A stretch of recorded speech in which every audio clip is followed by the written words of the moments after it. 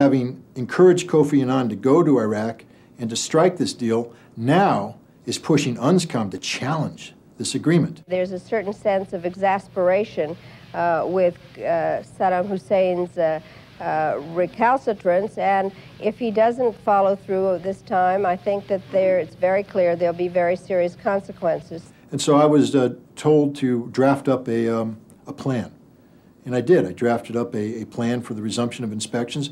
We took it to the White House. We went to the Situation Room in the White House and we briefed the senior national security team of the United States on our plan.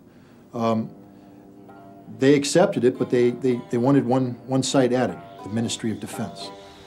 The Ministry of Defense was a site that many inspectors in UNSCOM had wanted to pursue for years. However, both Rolf Achaeus and Richard Butler had deemed the site far too inflammatory and were never convinced that there was enough evidence to risk a crisis.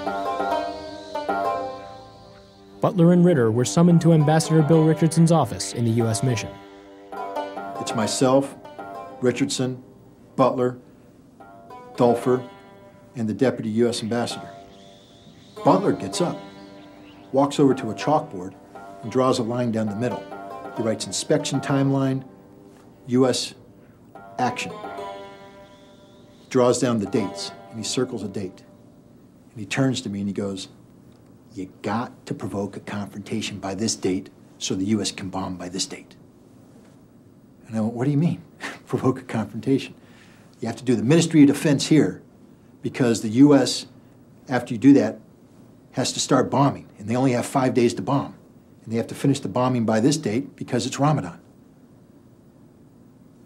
It's amazing. You have a United Nations official, the executive chairman of the Special Commission, sitting there telling his chief inspector to go to Iraq, provoke a confrontation, so that the United States can bomb without the authority of the Security Council. It will be purely a unilateral bombing mission by the United States. It was ridiculous. But I went ahead and carried out the inspection because that's my job. I'm a weapons inspector. I was chief inspector, and I was told to go into Iraq and do a mission. But I guarantee you the mission I was going to do was going to be conducted within the framework of the mandate given to me by the Security Council, not the unilateral instructions of the United States, even if those instructions came through the person of Richard Butler.